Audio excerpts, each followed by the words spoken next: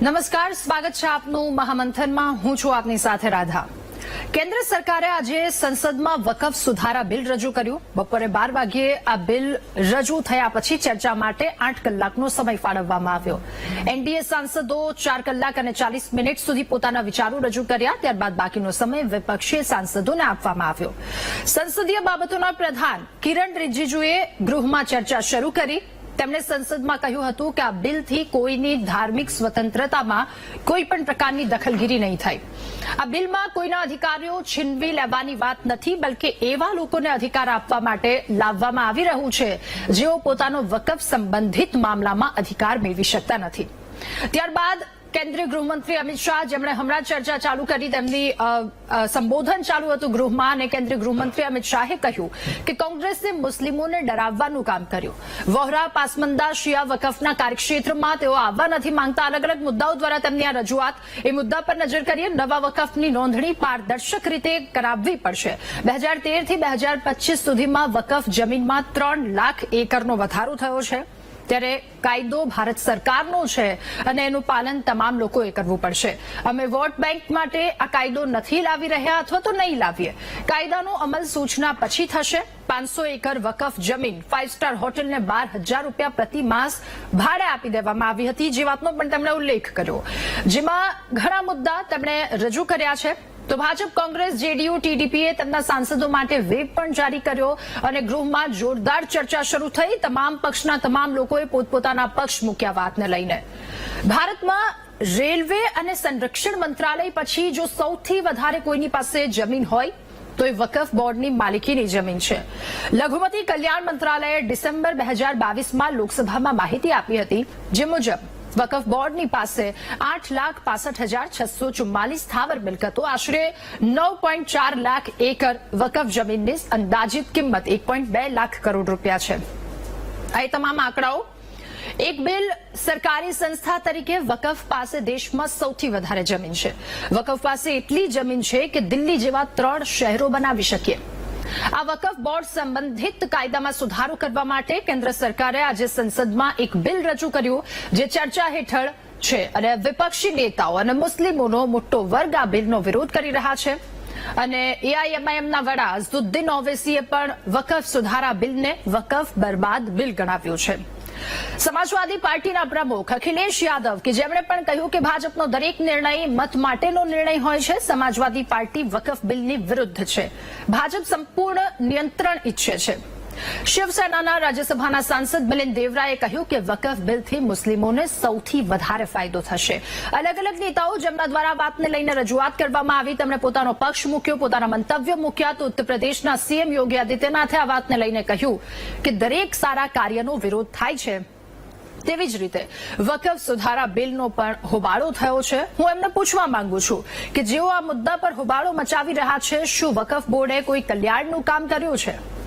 ત્યારે સમગ્ર ચર્ચાના અને આ મુદ્દાઓ જે ઉઠી રહ્યા છે, સમગ્ર ચર્ચા, એ તમામ નિવેદનો, એ મુદ્દાઓ બાદ સવાલ આખરે એ થાય છે કે વકફ પર વિપક્ષની આર પારની લડાઈ કેમ છે? સવાલ છે કે વકફ બિલમાં સુધારો વિપક્ષ કેમ કરી રહ્યો છે? આ વાતને લઈને વિરોધ. સવાલ એ પણ થઈ રહ્યો છે કે સરકારની પહેલને વિરોધીઓ ધર્મની સાથે શા માટે જોડી રહ્યા છે અને અત્યાર સુધી વકફની સત્તાનો ગેરફાયદો ઉઠાવાયો છે. સરકારને કેમ લાગ્યું કે વકફ પર અંકુશ મૂકવો જોઈએ? અનેક સવાલો પક્ષોને પૂછવા છે, જેના પર ચર્ચા કરીશું આજે આજના મહામંથનમાં.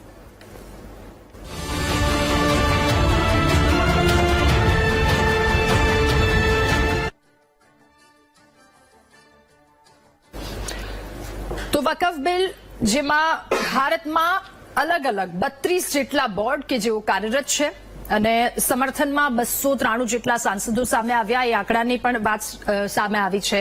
શરૂઆત કિરણ રિજિજુ દ્વારા કરવામાં આવી. તેમણે પોતાનો મત મૂક્યો. ત્યારબાદ ગૌરવ ગોગોઈ, રવિશંકર પ્રસાદ, અખિલેશ યાદવ, એક બાદ એક તમામ લોકો, અને હમણાં જ આપણે કેન્દ્રીય ગૃહમંત્રી અમિત શાહને પણ સાંભળ્યા. તમામ લોકો સતત 12 વાગ્યાથી તેમના દ્વારા આ મુદ્દા પર ચર્ચા કરવામાં આવી રહી છે. અલગ અલગ પોતાના મતાંતરો મૂકવામાં આવ્યા છે.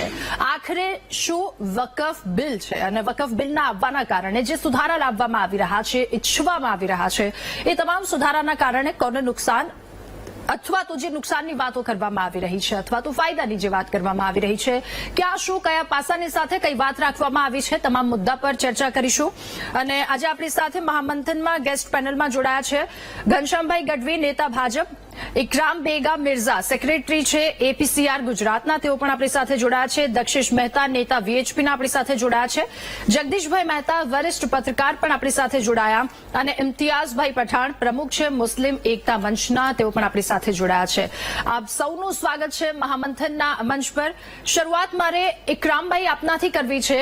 વકફ બિલ શું લાગી રહ્યું છે, આપનું શું કહેવું? વકફ બિલ જે છે એ પોલિટિકલ એજન્ડા છે સરકારનો, એક ખોટા આરોપો અને ખોટા લોકોને ભ્રમિત કરવાનો એક જાતનું ષડયંત્ર છે. વકફ જે છે એ બોર્ડ છે એને જે રીતનું કહેવામાં આવ્યું છે કે એટલા લાખ જમીનો છે પણ એ ટુકડે ટુકડે છે. દરેક અલગ અલગ ટ્રસ્ટોને એક ફેડરેશન છે વકફ, એને ગવર્ન કઈ રીતે કરી શકાય તો અલગ અલગ નાની નાની સંસ્થાઓ છે જેમના દ્વારા વકફ કરાયેલી જે વકફ એટલે કે ધર્માદા કરેલી જમીનો હોય છે એનું એક બોર્ડ બનાવવામાં આવેલું છે અને એનું ટોટલ કરીએ તો આટલી બધી હોય છે. પણ અલગ અલગ ટ્રસ્ટો જે છે એ અલગ અલગ એનું મેનેજમેન્ટ મુતવલ્લીઓ જેમને કહેવામાં આવે છે એ મુતવલ્લીઓ એનું મેનેજમેન્ટ કરે છે. સરકારનો જે કાનૂન લાવી રહી છે એ ભ્રમિત કરવામાં આવ્યું ને ગેરમાર્ગે દોડા. સરકારને જે છે કે એવું નામ બદલી લઈએ તો એવું લાગે છે કે આ જે છે આ કાનૂન આનાથી બહુ ફાયદો થઈ જશે. જે રીતના પહેલા જે કલેક્ટર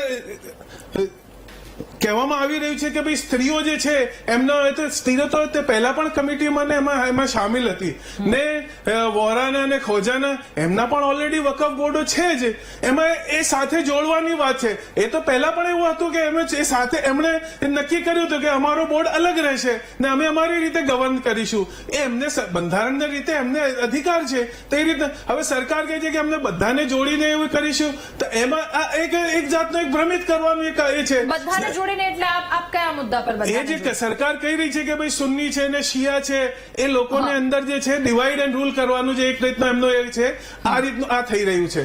બાકી વકફ જે છે એકચ્યુઅલ વકફ જે કહેવાય છે એ એક કોઈ પણ વસ્તુ જે છે ખુદાના નામે અલ્લાહના નામે એને સમર્પિત કરી દેવી અને એના માટે અમુક લોકો સે થઈ જાય એમને ટ્રસ્ટી બનાવે મુતવલ્લીઓ બનાવે અને એને એવા ગવર્ન કરે અને આ ગવર્નર જે કરવા વાળા મુતવલ્લીઓ હોય છે એમને કલેક્ટિવ રીતે વકફ બોર્ડ સ્ટેટ પછી સેન્ટ્રલમાં પણ જે છે એ સેન્ટ્રલ ગવર્મેન્ટના નિયુક્ત કરેલા લોકોને જ એ વકફ કાઉન્સિલમાં આવ્યા હોય છે, કઈ બીજા બહારના લોકો નથી હોતા.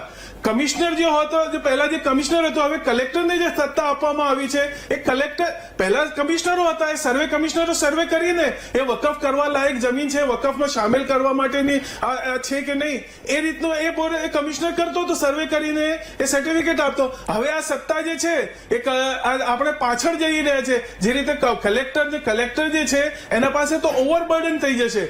કલેક્ટરે કેમ અમે એને વિરોધ કરીએ છીએ કેમ કે કલેક્ટરના પાસે તો બીજી બધી વસ્તુઓ છે, જવાબદારીઓ હોય છે. હવે આ વકફની જવાબદારી સોંપીને એને રાજા બનાવી દેવામાં આવશે એટલે કલેક્ટરનો નિર્ણય છેલ્લો નિર્ણય થઈ જશે. જેને એના માટે એક અલગ ટ્રિબ્યુનલ છે ને અલગ કમિશનર સર્વે કરીને એનો જયારે એ કરે છે એ હોય છે. બીજી વસ્તુ એ જે છે કે ભાઈ કોઈ પણ ભાઈ અમારે તો ઇસ્લામમાં જે માન્યતા જે છે કે માણસ જે કલમો પડી રહે કે હું એક ઈશ્વરને માનું છું એ મુસ્લિમ થઈ જાય. હવે એને કોઈ વસ્તુ ધર્માદા કરવી હોય દાન કરવી હોય કે વકફ કરવી હોય તો એને 5 વર્ષ સુધી રાહ જોવાની. આ તો જયારે કોઈ કલમો પડી લીધો એટલે બીજા દિવસથી એ ક્ષણથી મુસ્લિમ થઈ જાય છે તો એને 5 વર્ષ સુધી રાહ જોડાવાની કેમ નહીં? તમારી જે ધર્માદા કરેલી જે વસ્તુ છે વકફ કરેલી વસ્તુ છે અમે 5 વર્ષ સુધી સાચા મુસ્લિમ બની રહો છો કે નહીં એ અમે જોઈશું. એનો નિર્ણય કોણ કરશે? એ મુસ્લિમો કરશે કે ભાઈ તમે સાચા મુસ્લિમ બની રહે. સરકાર કરશે? સરકાર તો ડેમોક્રેટિક સરકાર છે, એમાં એ બધા કોઈ એક ધર્મ માટે સર્ટિફિકેટ ના આપી શકે. ઠીક છે, વધારે ચર્ચા કરીશું આપની પાસે બીજા ટર્નમાં. અમે વિરોધ કરી રહ્યા છે. જે પહેલા જે રીતની બોર્ડ બનેલું છે એમાં કોઈ પણ જાતની એમાં જો કરપ્શન થતું હોય તો એના માટે એ છે કોર્ટ છે કે ભાઈ જે સરકાર દ્વારા નિયુક્ત કરેલી સીઈઓ હોય છે જેમાં એમાં જો કોઈ કરપ્શન થતું હોય તો એના માટે રિપોર્ટ કરી શકે છે. જગદીશભાઈ, હવે મારે આપની પ્રથમ પ્રતિક્રિયા મેળવવી છે આ બિલને લઈને. સુધારા આવે તો પછી શું ફેરફારો અથવા તો શું સારું થઈ શકે?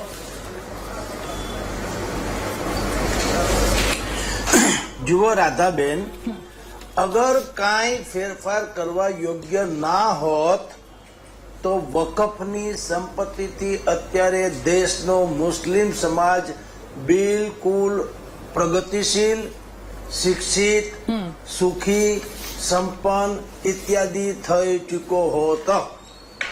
કારણ કે હું ને તમે બધાય જાણીએ છીએ રેલવે અને સૈનિક ભારતમાં રેલવે વિભાગ અને ભારતીય સૈન્ય એના પછી એના સૌથી વધુ અગર જમીન જાયદાદ કોઈની પાસે હોય તો એ વકફ બોર્ડની છે. વકફ એટલું જેમ અત્યારે સાહેબ બીજા પેનલિસ્ટે કીધું વાત સાચી, દાન કરીને આપવામાં આવતી વાત હોય અલ્લાહના નામે એ બધું વકફ બોર્ડમાં જમા થાય. ઓકે, પણ તમે આજે સંસદમાં અમિતભાઈ શાહ ગૃહમંત્રીશ્રીએ કીધું, કાયદા મંત્રી કિરણ રિજ્જુએ પણ કીધું, કેટલાક વિશ્લેષકોએ કીધું, ખાસ્સા કલાકો સુધી ચર્ચા ચાલી છે અને અત્યારે આપણે અહીંયા ચર્ચા કરી ત્યાં પણ સંસદમાં ચર્ચા ચાલુ છે.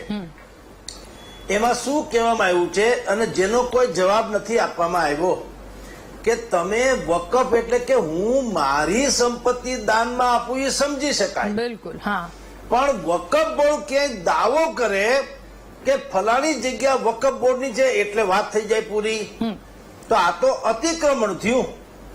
કારણ કે કોઈ દાન આપે એ જુદી વાત છે ને તમે પચાવી કે પડાવી લ્યો તે જુદી વાત છે. અત્યારે વકફ બોર્ડ પાસે જેટલી પણ જમીન જાયદાદ છે એ ખરેખર જો એનો મૂળ ઉદ્દેશ શું હતો કે કોઈ વ્યક્તિ એની જમીન જાયદાદ તમને દાનમાં આપે છે કોના માટે? તમારા શિક્ષણ, આરોગ્ય, તમારી ધર્મ ઇત્યાદિની હિફાજતથી માંડીને વિકસિત કરવા માટે થઈને. આખા દેશમાં મુસ્લિમ સમાજની હાલત શું છે મને કયો? દેશની ત્રીજા ક્રમની સંપત્તિ અને જમીન જેની પાસે હોય એ તો લગભગ વૈભવી જીવન જીવતા હોય ને. દેશની વાત કરું છું, કોઈ શહેર, ગામ, તાલુકો, જિલ્લો, સ્ટેટ નહીં, આખા દેશની ટોટલી જેટલી સંપત્તિ જેની પાસે છે, ભારતીય સૈન્ય અને રેલવે પછી અગર કોઈ પાસે સૌથી વધુ હોય તો એ ક્યાં છે? વકફ બોર્ડ પાસે છે. તો મુસ્લિમ સમાજ મેં તમને કીધું તેમ બધા 5 સ્ટાર કલ્ચરમાં જીવતા ન મંડી ગયા હોય.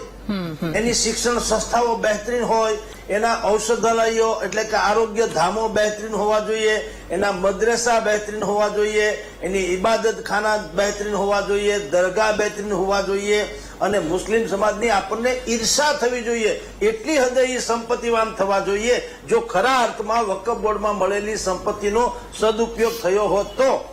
પરંતુ ગૃહમંત્રીએ અત્યારે ભાઈ લોકસભામાં પણ જાહેરાત કરી એ પ્રમાણે કેટલાય ઉદાહરણો આપ્યા છે, કેરળથી માંડીને કર્ણાટક સુધીના અને દિલ્હીથી માંડીને દહેરાદૂન સુધીના અનેકો ઉદાહરણ આપ્યા. હજારો સેંકડો એકર જમીનથી માંડીને અરબો ખરબોની સંપત્તિ એ નિજી ઉપયોગ માટે આપી દેવામાં આવી. કોઈને 5 સ્ટાર હોટલ માટે થઈને ટોકન રેટથી આપી દેવામાં આવી, કોઈને બીજા કોઈ બાબતમાં કરી દેવામાં આવી. અને મુસ્લિમ સમાજ એ તો અત્યારે તમે જુઓ છો ક્યાં એની હાલત શું છે, એ તો એમને એમ છે. તો સરકાર કોઈ મૂર્ખ નથી કે આવું સંશોધનાત્મક બિલ લઈ આવે અને પોતાના મતમાં જ ગાબડા પાડે, એવું ના હોય.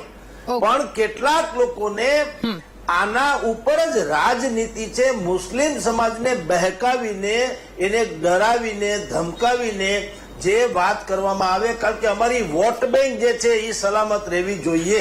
આ એકમાત્ર ઉદ્દેશ એનો એ છે. અચ્છા, માની લ્યો કે એ લોકો સાચું કે છે ને મુસ્લિમ સમાજ માટે આ વિરોધનું લઈ આવ્યો હોય આ બિલ, તો એ તો અમસ્તું પણ કઈ છૂપું તો રહેવાનું છે નહીં. એવું નથી કે અમિત શાહ કે ગૃહમંત્રી રિજ્જુ અત્યારે આ બિલ રજૂ કરે એ બિલ ટકડીમાં નાખી એટલે કે બેગમાં ભરીને પોતાના ઘરે લઈ જાઓ, કોઈને કહેતા નહીં, એવું છે? એ તો પબ્લિક ડોમેન્ટમાં આવવાનું જ છે, એનું વિશ્લેષણ થવાનું છે. દાવો અમિત શાહનો સાચો છે કે કિરણ રિજ્જુનો સાચો છે કે કેમ, કે વિપક્ષો કહે છે એ સાચું છે કે કેમ, એ દૂધનું દૂધ ને પાણીનું પાણી તો થઈ જવાનું. તેમ છતાં જેને અત્યારે કોઈને તક નથી આપીને અમારી વોટ બેંક ચૂંટવીને જોઈએ એટલા માટે આ વિરોધ કરવામાં આવી રહ્યો છે. મોટા ભાગે આપણી પણ દલીલ પૂરી થશે ત્યાં સુધીમાં એ ધ્વનિમતથી પણ આ બિલ જે છે ઐતિહાસિક જે કદાચ પસાર થઈ જાય તો નવાઈ નહીં. ઓકે ઇમ્તિયાઝભાઈ, હવે મારે આપની પાસેથી જાણવું છે વકફ બિલ, શું કહેવું આપનું આ બિલને લઈને? આમાં બે વાત સમજવાની છે રાધાબેન. પહેલી વાત એ છે કે વકફની પાસે દેશની ત્રીજા નંબરની સંપત્તિ છે. આ જે વાત થઈ રહી છે હા, આમાં વકફની જેટલી પણ જમીનો છે એ જમીન ઉપર મોટા ભાગે કાં તો કબ્રસ્તાન છે, કાં તો ખાનકાઓ છે અને કાં તો મસ્જિદો છે.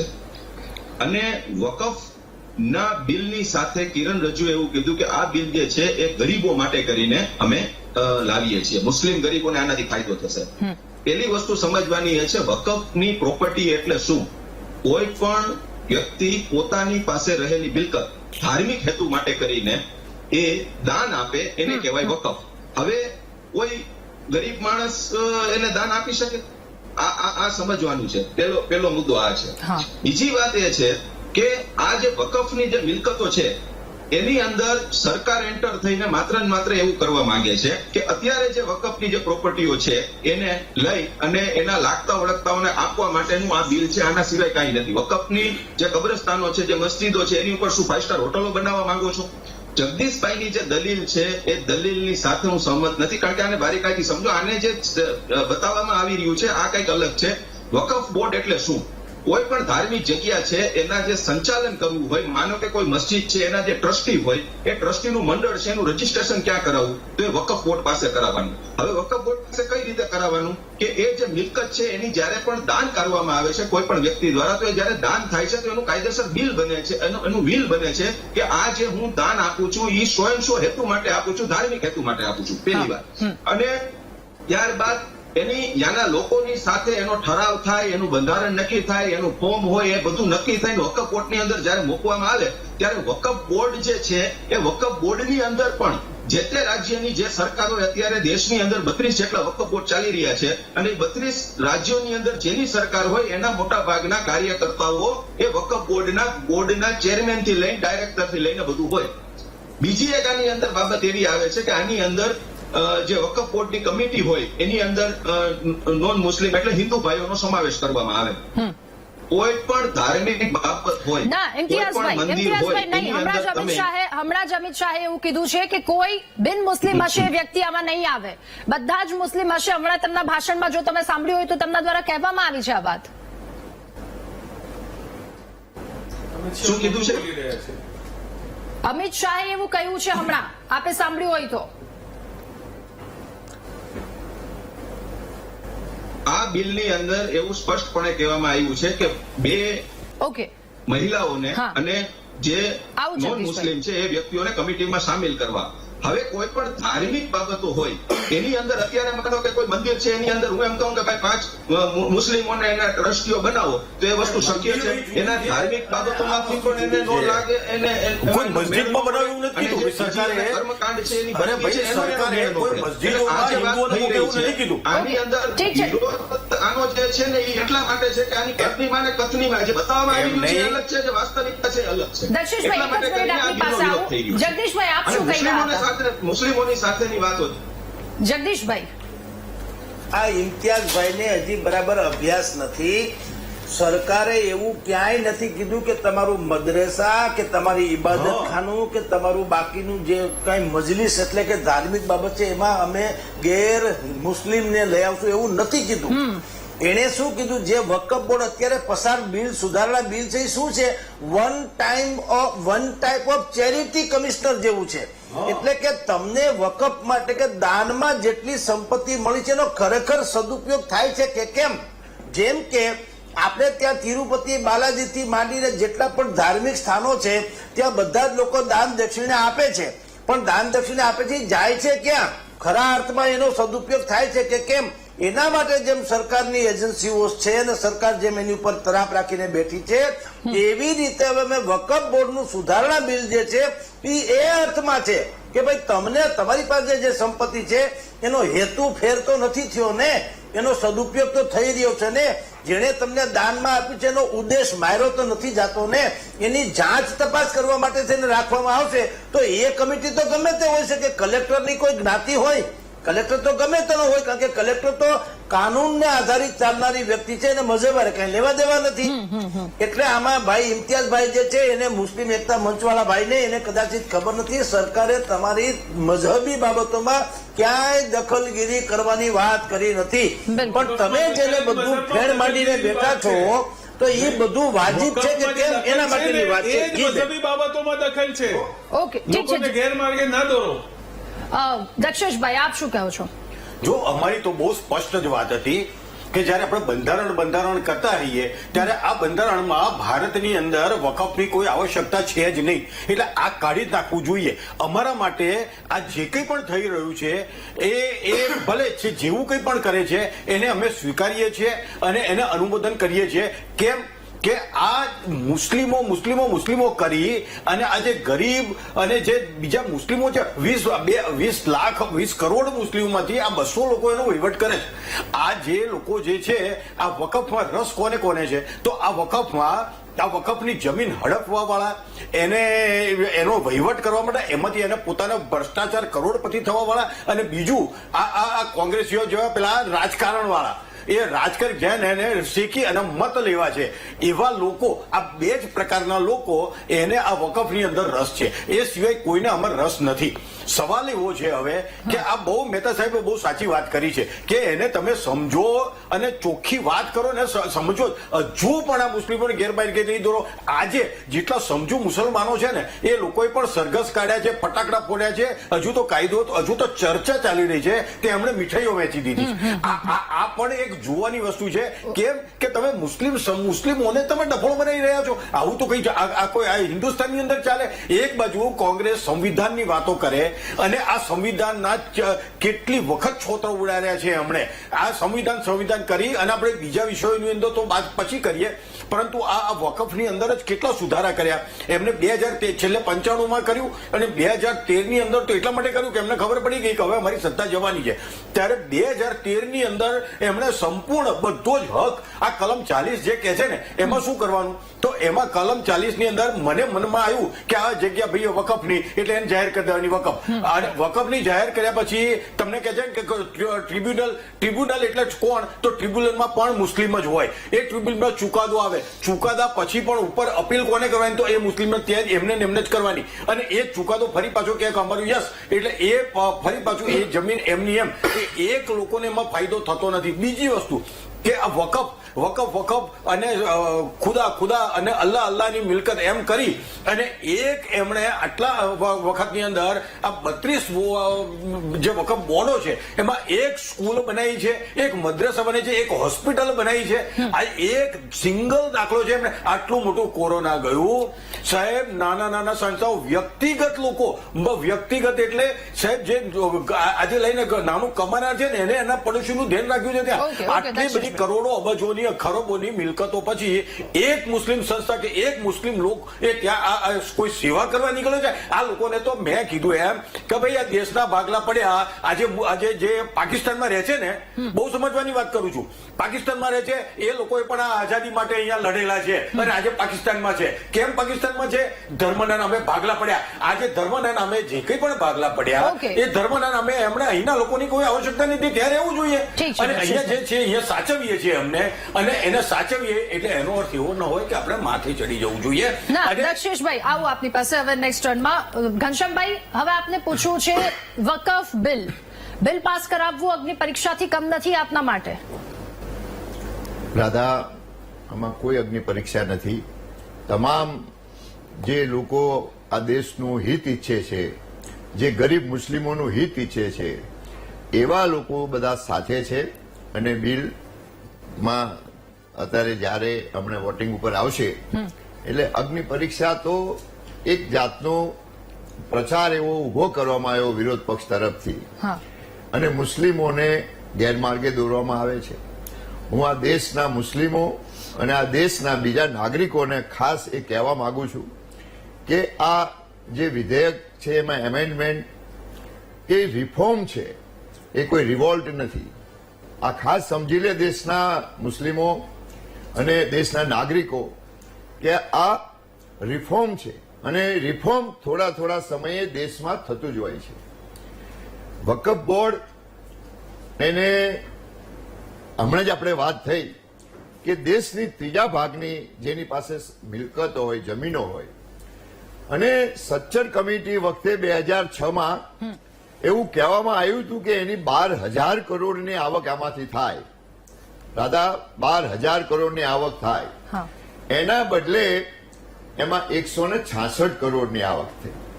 તો આ સામાન્ય રીતે કોઈને પણ શંકા ઉપજાવે કે આટલી બધી મિલકતોની એ આવક ક્યાં ગઈ, અને આમાંથી સરકાર એક રૂપિયો પણ લઈ લેવા માંગતી નથી. અને ધર્મ સાથે કોઈ જ આ વકફ બોર્ડ છે, આ એક સમજી લેવો, આ સરકાર આનો ટ્રાન્સપેરેન્ટ રીતે સારો વહીવટ થાય એટલા માટે આ બિલ લાવી છે. આને ભૂમાફિયાઓ કે જમીનોના દલાલો મારફત આ જમીનો જે અલ્લાહના નામે ગરીબ મુસ્લિમો કે તમામ મુસ્લિમોએ જે અલ્લાહના નામે દાનમાં આપ્યું હોય, એ અલ્લાહના ઉપર પણ જ્યારે એની સાથે ક્યાંક ખોટું કરવામાં આવે ત્યારે એ ખોટું ના થાય. અને આ મિલકતોની આવકમાંથી અત્યારે તો ત્યારે 2006 ની વાત કરું છું, એટલે 12,000 કરોડ, આજની તારીખમાં 20,000 કરોડથી વધારે એની આવક થવી જોઈએ. તો આટલી બધી પૈસા જાય છે ક્યાં? એ મુસ્લિમ સમાજે વિચારવાનું છે કે એના ગરીબ મુસ્લિમો માટે, એના શિક્ષણ માટે, એના મહિલાઓના ઉત્કર્ષ માટે અને સમાજના માટે આ ઉપયોગમાં થાય.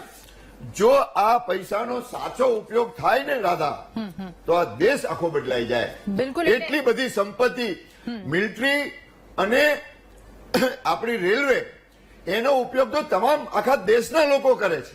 એના રેલના પાટા ઉપર, એના રેલના કમ્પાર્ટમેન્ટમાં, એની સીટમાં મુસ્લિમ હોય, હિન્દુ હોય, ઈસાઈ હોય, પારસી હોય, શીખ હોય, તમામ લોકો એ રેલવેનો ઉપયોગ કરે છે. આર્મી અને મિલિટરી એ દેશ માટે છે. ત્યારે આ વકફ પાસે જે જમીનો છે એનો ઉપયોગ શું?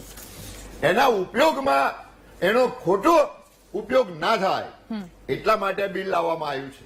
તમામ મુસ્લિમ સમાજને એમાં પસમિંદા હોય, વહોરા હોય કે બીજા શિયા હોય કે સુન્ની હોય, તમામને સાથે રાખી આનો લાભ મળે એટલે આ બિલ લાવવામાં આવ્યું છે. દુનિયાના તમામ દેશો કરતા આ આપણા દેશના વકફ પાસે સૌથી વધારે જમીન છે. તો આ મુસ્લિમો આજે કેમ એની પરિસ્થિતિ સારી નથી?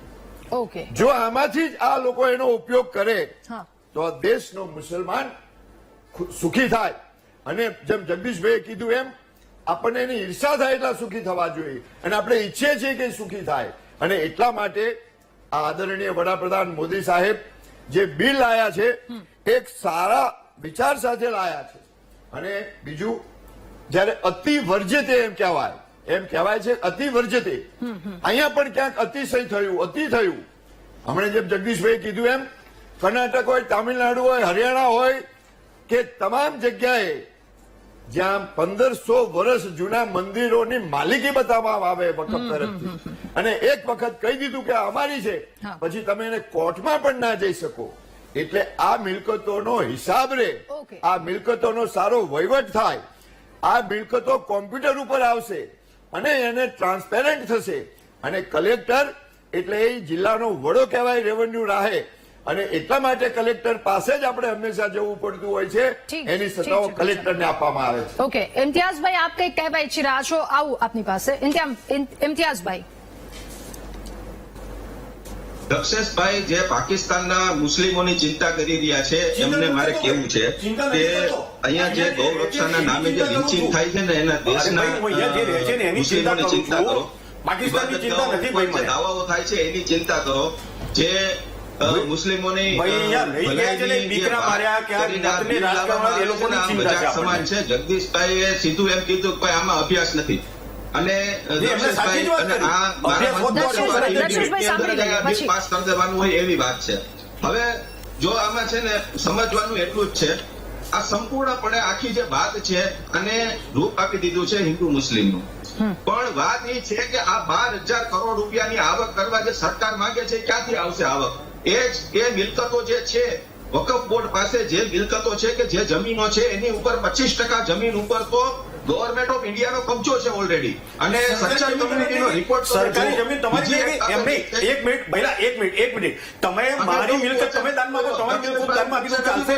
એમ નહીં, મને સાંભળો, હું તમને પહેલા કહું, આ સરકારી જમીન લેવા હક તમને કોણે આપી દીધો ભાઈ? આ મત લેનારા હોય આપ્યો છે ભાઈ, તમે હજુ સમજો.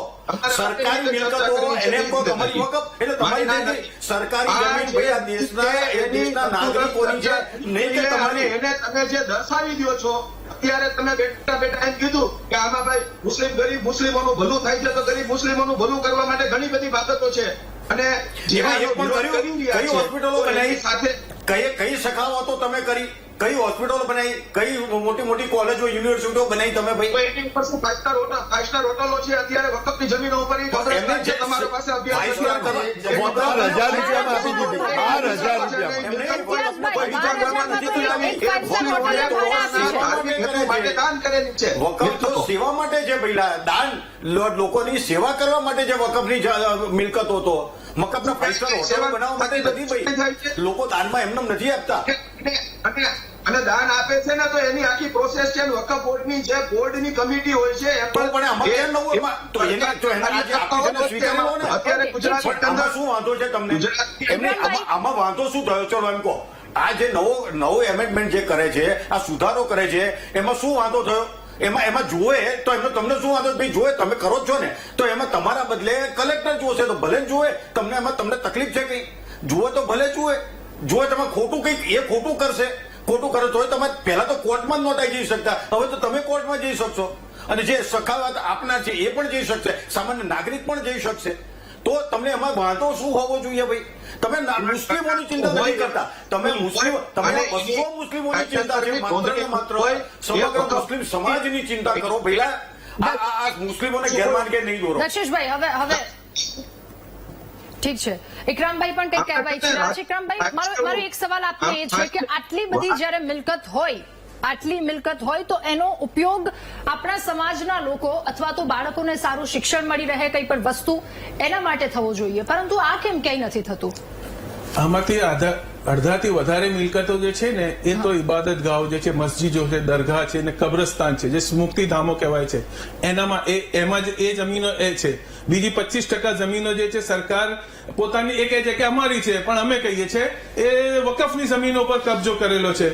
બીજું જે છે સરકારને એ ખૂંચે છે કે અમે લોકોની બાળકોની જે છે શિક્ષાવૃત્તિ જે છે સ્કોલરશીપ છે એ બંધ કરી નાખી, બીજી બધી સુવિધાઓ બંધ કરી, સ્કૂલો બંધ કરી, ત્યારે પણ મુસ્લિમો કેમ સર્વાઈવ કરી રહ્યા છે? તો સરકારને એ ખૂંચે છે. જગદીશભાઈ, આપને કહેવા માંગુ છું, સરકારને તો કહો કે જે મુસ્લિમોને બંધારણીય હક છે પહેલા એ તો આપો.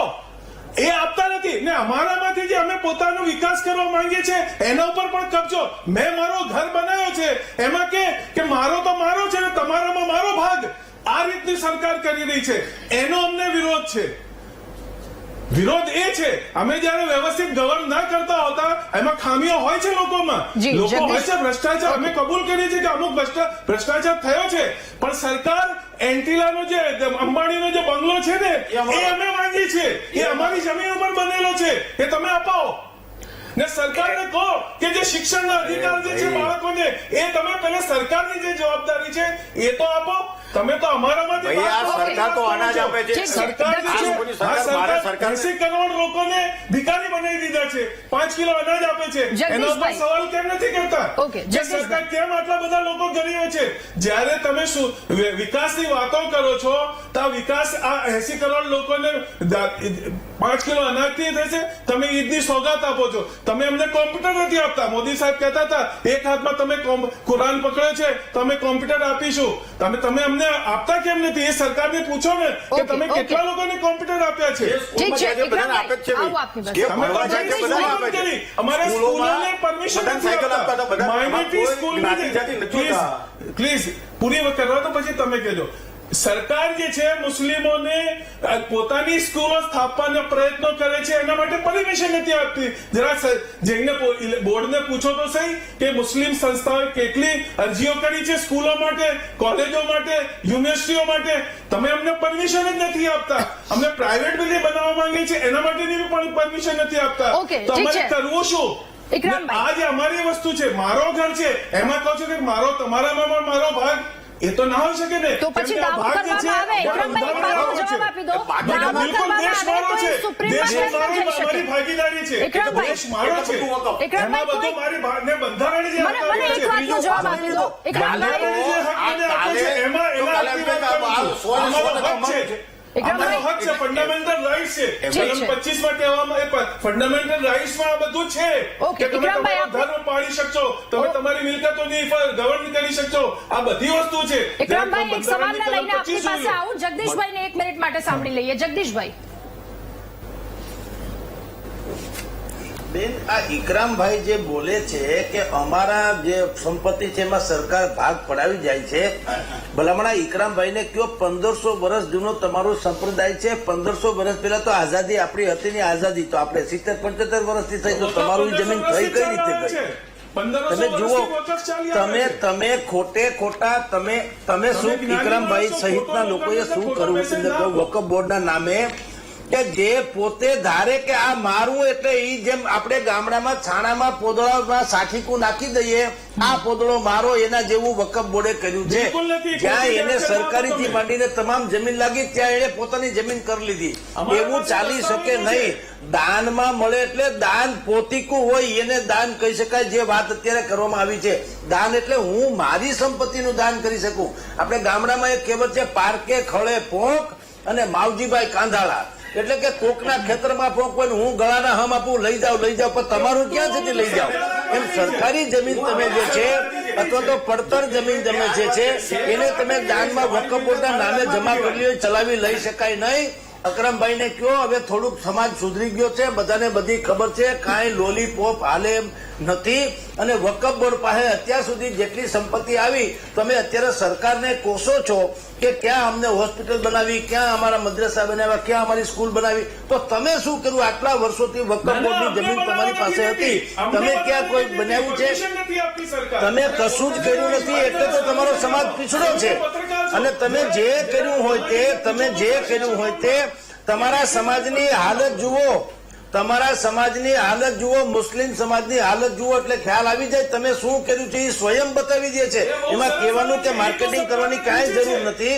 તમે કોઈ પણ મુસ્લિમ વિસ્તારમાં જઈ આવો એટલે વકફ બોર્ડથી માંડીને તથાકથિત કટ્ટરવાદી મૌલાનોએ શું કર્યું છે એ ખ્યાલ આવી જાય. સરકારને એ પહોંચી ગયું છે. બિલકુલ, ઇકરામભાઈ. કોંગ્રેસે પણ પરમિશન નહીં આપી. આ માનો કે 10 વર્ષ આયા, બીજા 5-10 વર્ષ બીજા ગયા, બાકીના 50-60 વર્ષ ઊંધી આ કોંગ્રેસે શાસન કર્યું, અને તમે જેમને કોંગ્રેસને મત આપ કર્યા, તો એ કોંગ્રેસે પણ પરમિશન નહીં આપી. અરે આપણો ઈરાદો જ નથી. આ જગદીશભાઈ બહુ સાચી વાત કરી. હમણાં મેં તમે કીધું ને, એ જ વસ્તુ કહું કે જગદીશભાઈ દાનમાં મેં નક્કી કરી નાખ્યું, જગદીશભાઈની એમની મિલકતો છે એ મારે દાનમાં આપી દેવાની. એટલે પેલા જે લેનાર છે કે હા બસ હવે જગદીશભાઈનું કશું ઘર નહીં, હવે બધું અમારું. અરે પેલી વ્યક્તિ ક્યાં જશે ભાઈ? તમારી કોક ત્રીજી સરકારની છે આ દેશની મિલકત, એની ઉપર તમે હાથ મૂકો એટલે કે મારું. સરકારની આ દેશની મિલકત, ભાઈ આ બધા સહિયારી છે બધાની. એમાં કંઈ તમે હાથ મૂકો એટલે મારી થઈ ગઈ એવું ના હોય આમાં. ઇમ્તિયાઝભાઈ, મારો એક સવાલ આપને છે, આપ પણ આપની રજૂઆત કરો, પરંતુ સવાલ એ છે, અનુરાગ ઠાકુરે આજે ગૃહમાં જે વાત કરી છે, અન્નમકુલમમાં 404 એકર જમીન જ્યાં દાવો કરવામાં આવ્યો છે, કર્ણાટકમાં 15,000 એકર જમીનમાં સુરત નગર નિગમ કે જેને મુગલોની સંપત્તિ કહેવામાં આવી છે, બેટ દ્વારકા, ભગવાન શ્રી કૃષ્ણની જન્મભૂમિ, ભગવાન શ્રી કૃષ્ણ જ્યાં હતા એ બેટ દ્વારકામાં પણ 2 દ્વીપ પર દાવા કરી દેવામાં આવ્યા. કર્ણાટકમાં 53 સ્મારકો, હમ્પીમાં 6, બધી જગ્યાએ દાવા કરી દેવામાં આવ્યા. દાવા કર્યા પછી કોઈ સુપ્રીમમાં કે ક્યાંય ન જઈ શકે, તો આ તો કેવી રીતની ન્યાય થયો? કઈ રીતની વાત થઈ?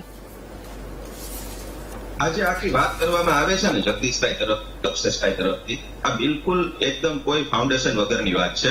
એવી રીતે ક્યાંય કોઈની મિલકતોના કોઈ આપી શકે નહીં, એની આખી પ્રોસેસ છે. વકફ બોર્ડની અંદર એક નોંધણી પણ કરાવી હોય ને તો એના માટે પણ ઘણા બધા કાગળો મૂકવા પડે છે ને ઘણી બધી બાબતો છે. ઇમ્તિયાઝભાઈ, મારો એક સવાલ છે, શું આ જ વિષય જે આપણે ચર્ચી રહ્યા છીએ એ જ હિન્દુ મઠો મંદિરો માટે જે કાંઈ પણ અત્યારે લાખો એકર જમીન એમની પાસે છે ઇમ્તિયાઝભાઈ, વકફ પર વાત કરી રહ્યા રહ્યા છે એટલે મને મેં જે સવાલો પૂછ્યા એ સવાલોનો તમે મને એકવાર જવાબ આપી દો.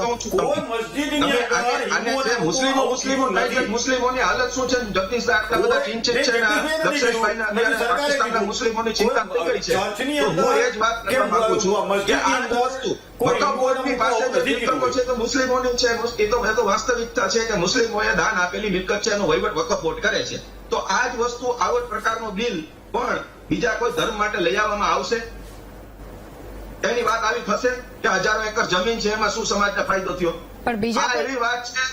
તો આ એવી વાત છે કે ખરેખર આ બિલના નામે મુસ્લિમોને કઈ રીતે ચૂકવી નાખવા, મુસ્લિમોની કઈ રીતે લડાઈ કરવી, એવી વાત છે. આ બિલની ચર્ચા અત્યારે નથી થતી આ ડિબેટની અંદર.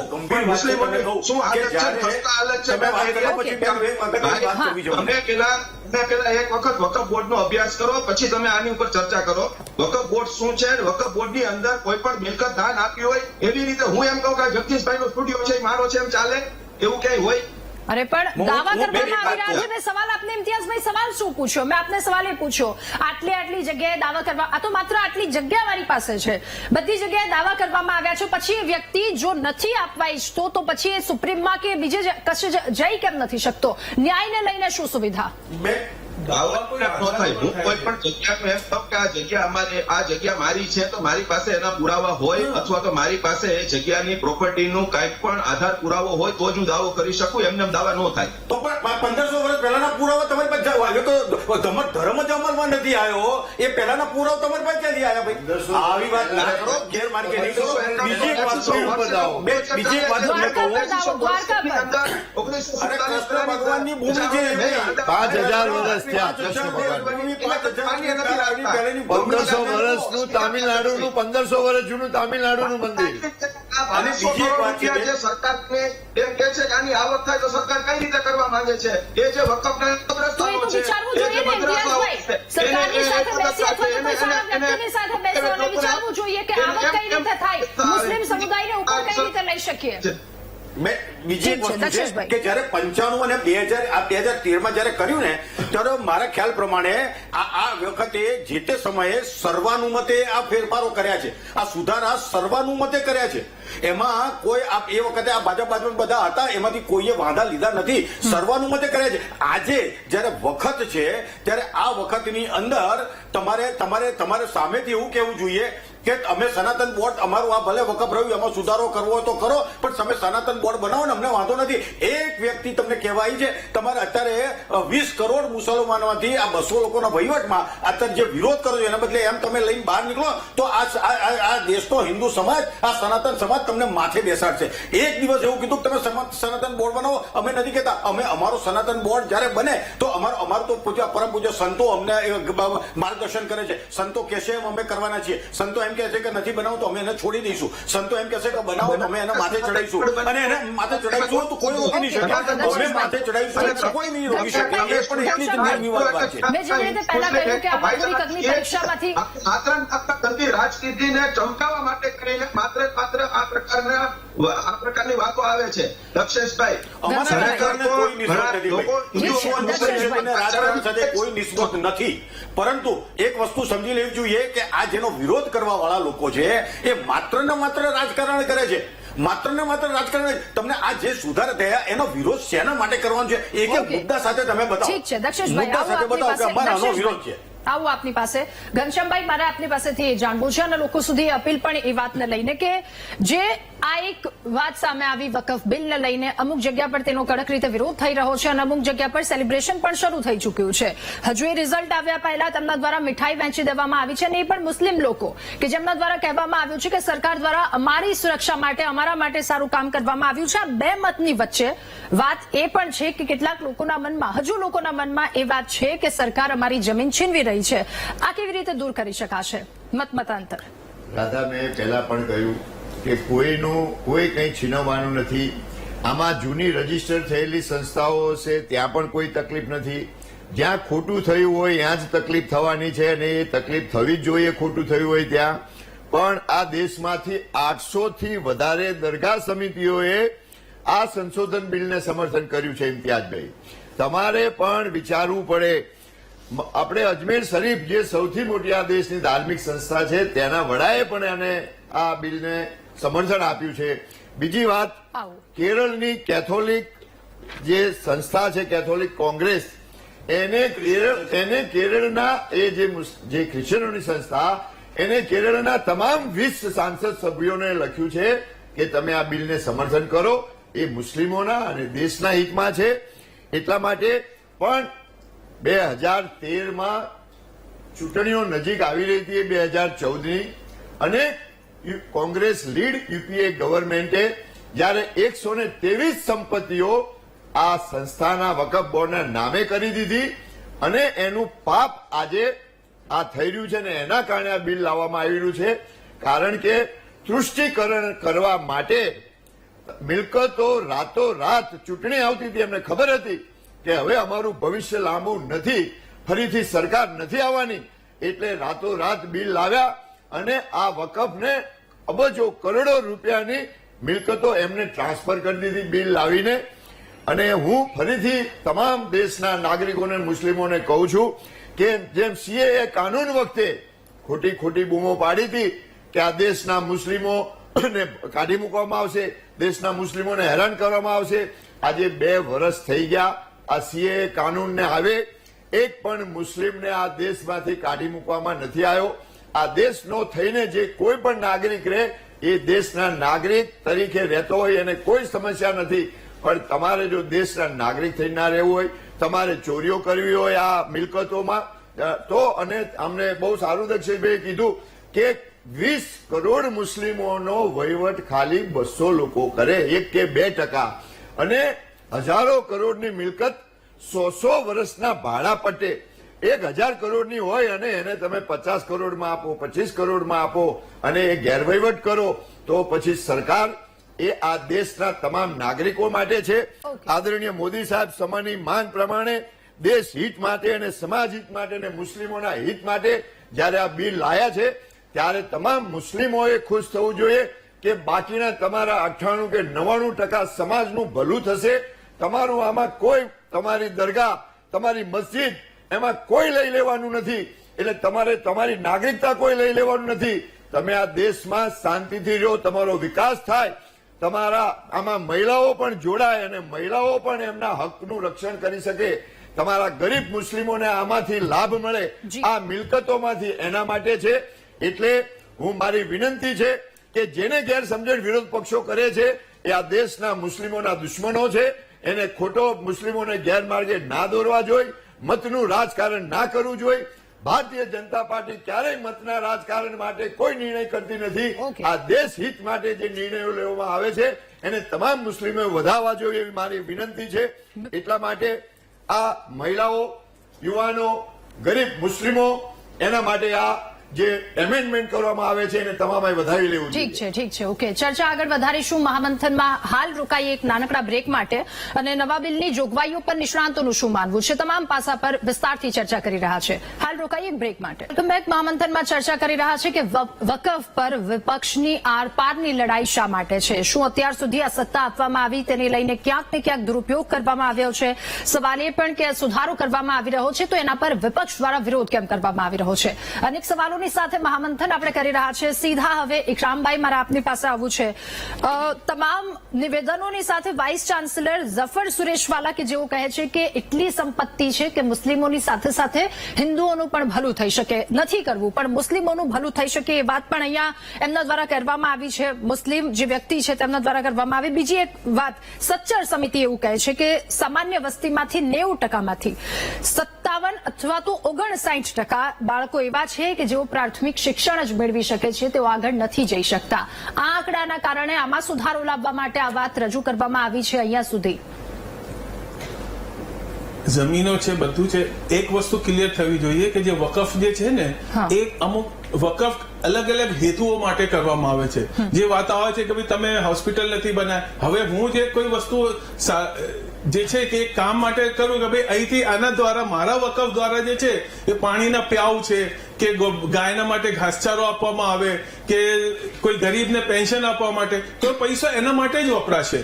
તો આ જે કહેવામાં આવેલું છે કે ને જે લોકોની જે આપ કહો છો કે બાળકો ડ્રોપ આઉટ છે, એ જવાબદારી તો સરકારની છે, એ વકફ બોર્ડની ને વકફના સંચાલન કરવા વાળાની થોડી છે.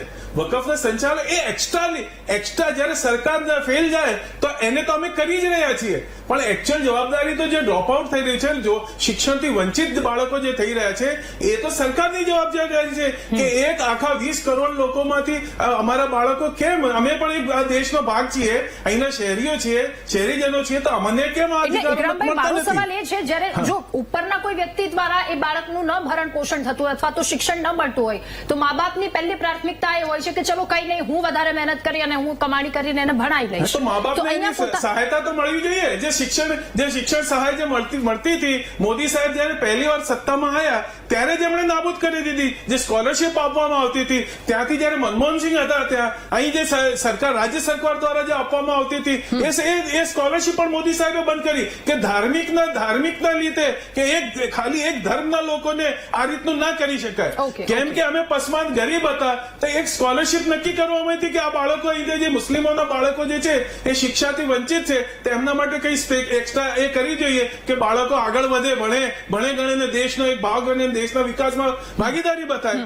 તો આ મોદી સરકાર એક તરફ તો સોગાત આપવાની વાત કરે, બીજી તરફ તમે અમને કોમ્પ્યુટર નથી આપતા, અને બીજે ને તમે અમને ભિખારી બનાવીને રકમ માંગો છો, તે તો નહીં ચાલે ને. આ વિરોધ અમે અમારી મિલકતોનું સંચાલન કરીને અમારા લોકોને અમે વિકસિત કરવા માંગીએ છીએ, એમાં પણ આ જે છે આ હસ્તક્ષેપ થઈ રહ્યો છે. વકફ બિલમાં જે સરકાર જે કરી રહી છે એ અમારા અધિકારો, અમારા જે બંધારણે જે અમને હક આપ્યા છે કલમ 25 એ કલમનું પણ ઉલ્લંઘન થઈ રહ્યું છે, બંધારણનું ઉલ્લંઘન થઈ રહ્યું છે. આમાં પણ હસ્તક્ષેપ કરવામાં આવે એટલે આંકડા સામે આવ્યા ત્યારબાદ હસ્તક્ષેપ કરવામાં આવે તો એક સવાલ તો ત્યાં પણ ઉઠે કે અત્યાર સુધી તો સરકારનો એક એજન્ડા છે. હાથમાં હતી.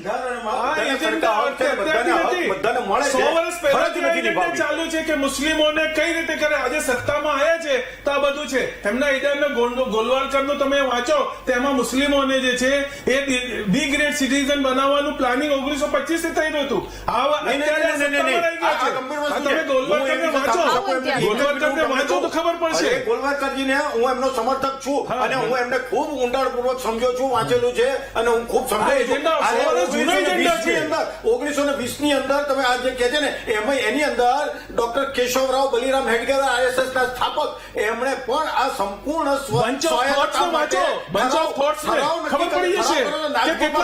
અધિવેશનમાં કીધું હતું. 1930 એ અધિવેશનમાં એ ઠરાવને સ્વીકારવો પડ્યો છે અને એટલે આમ કે છે કે તમે આરએસએસ ક્યારેક ભાગ નથી લીધો. અરે 1920 થી પહેલાથી આ લોકો બધા અંદર સાથે સરકારની રજા શિક્ષણ ઉપર રહેતા હતા, સરકારની પેન્શન ઉપર રહેતા હતા આરએસએસ ના લોકો.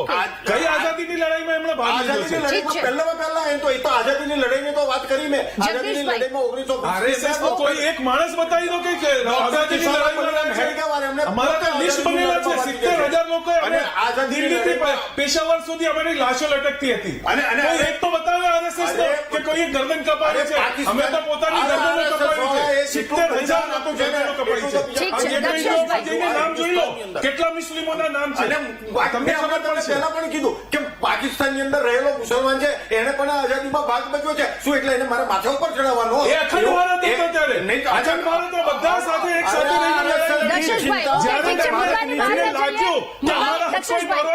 એમણે પોતાનો ભાગ માંગ્યો છે. અમે તો દેશમાં રહ્યા છે અને અહીં દેશની સાથે અમે રહ્યા છીએ અને દેશને વફાદાર છીએ. દેશમાં અમારે જે બંધારણ રહ્યા છે આ મુસલમાન દક્ષેશભાઈ ખોટી એ રીતની રાજનીતિ નહીં, પ્લીઝ એ રીતનું નહીં. જગદીશભાઈ નહીં દક્ષેશભાઈ એ વાત પર ચર્ચા નહીં, આપણે આ વકફ પર ચર્ચા કરીશું. જગદીશભાઈ આપની અંતિમ પ્રતિક્રિયા મારા આ મુદ્દા પર મેળવવી છે. હું આપણે વાત કરું. દક્ષેશભાઈ આપની પાસે આવું, જગદીશભાઈની પહેલા પ્રતિક્રિયા લઈ લઈએ. જગદીશભાઈ. બેન, હવે કોઈ પણ ભોગે તમારે દૂધમાં સાકરની જેમ ભળીને રહેવું હોય તો આ બહેતરીન અત્યારે તક છે. अगर कुछ मर्तबा चाहे तो जा कुर्बत पे पीरों की कजा को मिटा के रख देती है दुआएं रोशन जमीरों की. આટલું ભાઈ તમે ક્યાં મહેનત કરીને લઈ આવ્યાથી ભીખની વાત કરો છો? તમે હડપ કરી છે, હાલી શું મજા છે? એટલે ભાઈ છોડો યાર, તમારી કઈ હાલે એમ છે નહીં. તમે હડપ કરી છે, તમે જ્યાં હાથ મૂકો ત્યાં તમારું છે માની લીધું એટલે એમ ચાલે નહીં. આ જેટલું પણ અત્યારે મળી રહ્યું છે લીગલી એટલું તમે લઈ લ્યો તો તમારા સમાજનું કલ્યાણ થાય. અત્યાર સુધી બિલકુલ સત્યાનાશ નહીં. થયો તમે છે કશું વોટ બેંકિંગ, કલ્યાણ રાજનીતિ કરશો. એમાં બધું કરીને ઈ કેન્સલ અમે કરો અમારા તમે. હકથી લઈશું. અને કેમ કે તમે અમારો હંમેશને જે માટે હક છે, જો બંધારણીય કલ્યાણકારી હક છે. યોજના કરવાની હોય તો કાનૂનથી તમારી લઈશું પાસે અમે. જેટલી પણ સંપત્તિ વધી છે એનો સદુપયોગ કરો. જો સદુપયોગ તમે નહીં કરો તો જેમ અત્યાર સુધી આ ધમકીઓ દાદલો ના કૂટ્યા આપો. કર્યા એમ જ કૂટ્યા જગદીશભાઈ, કરશો. તમે આ આવું ધમકીઓ ચાલે આપો છો, નહીં. ધમકીના અત્યાર શું સુધી છે તમારી પાસે તમારે? દુનિયાભરની સંપત્તિ હતી. તમે શું કર્યું? તમારા સમાજને તમે આઈનો જોતા નથી. તમારા સમાજની શું સ્થિતિ છે એ ખ્યાલ નથી તમને. તો એ સ્થિતિને સુધારવી હોય તો અત્યારે બહેતરીન તક છે. આવી રીતે ખોટા ઉટપટાંગ નિર્ણયો કર્યા ન કરો લોકોને ગેરમાર્ગે અને આ તક ના છે દો. એને ઝડપી લ્યો. સમાજ પણ આવું ઈચ્છે છે. મુસ્લિમ સમાજ પણ આવું ઈચ્છે છે. તમે તમારા સમાજના તમારામાં હોશિયારા થઈ જશો. હવે આવો તમે દાવો કરશો તો. 1 કરોડ રૂપિયા જી. જે છે ને એને સેલેરી મળે ઓકે છે ઓકે સરકાર ઇકરામભાઈ, તરફથી. હવે દક્ષેશભાઈ અંતિમ પ્રતિક્રિયા પછી ખૂબ ટૂંકમાં આપજો જેને પ્લીઝ. સમર્થન કર્યું છે એને 1.5 કરોડ રૂપિયા સેલેરી સરકારની મળે છે. હવે એવા લોકો તો કરશે જ ને સમર્થન. ઓકે, ઇકરામભાઈ, સાંભળી એક વસ્તુ એવી વસ્તુ છે કે આજે કોંગ્રેસની અંદર આ મુસ્લિમ સમાજની અંદર 76 ફિરકા છે. આજે એમને અંદર શિયા સુન્ની પસમંદાની વાત કરો, ત્યાં અહીંયા ડોક્ટર આંબેડકરની વાતચીત કરે છે. ડોક્ટર બાબા સાહેબ આંબેડકર અને મુસ્લિમ સમાજને કોઈ લેવા દેવા નથી. મુસ્લિમ સમાજ આંબેડકર સાહેબની વાત કરે. અરે તો તમે તમારી અંદરની ચિંતા કરો ભાઈ, તમારી અંદરની ચિંતા કરો. અને ઓકે, એની સાથે સાથે ઘનશ્યામભાઈ આપની અંતિમ પ્રતિક્રિયા. હું આ ખૂબ તમામ જ ટૂંકમાં દેશના please. મુસ્લિમોને અને નાગરિકોને કહેવા માંગુ છું કે આ તમામના ન્યાય અને હક માટે આ બિલ લાવવામાં આવ્યું છે. જેની મિલકત હડપ થઈ જતી હોય અને જેને લડવાનો હક પણ ના મળતો હોય એને હક આપવાની વાત છે. ભૂમાફિયાઓથી આ વકફ બોર્ડની જમીનો બચાવવા માટેનો આ બિલ છે. એટલે આ એમેન્ડમેન્ટથી સરવાળે સૌને સારું થવાનું છે. પણ જે વિરોધ કરે છે એ એના સમાજનો અને જે રાજકારણીઓ જે પણ હોય વિરોધ પક્ષો એ જેમને મિસગાઈડ કરતા હોય એમને બરગડાવતા હોય એ પણ આ મુસ્લિમ સમાજનું અહિત કરે છે. આ બિલથી કોઈને નુકસાન નથી, સિવાય ફાયદો જ છે. આ દેશના વિકાસ માટે, મુસ્લિમોના વિકાસ માટે, મુસ્લિમ મહિલાઓના વિકાસ માટે, એમના ઉજ્જવળ ભવિષ્ય માટે એના મિલકતો સારી રીતે સચવાય, એનો સારો હિસાબ રહે, એને ટ્રાન્સપેરેન્ટ થાય, એની જવાબદેહી થાય, એટલા માટે આ બિલ લાવવામાં આવ્યું છે.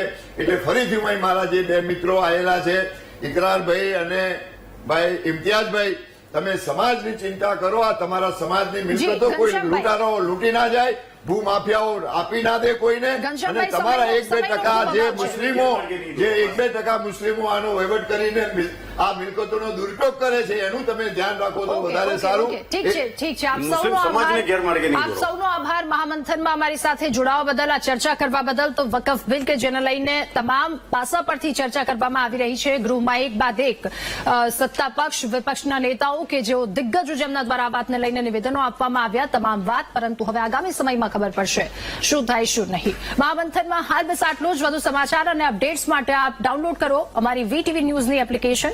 નમસ્કાર.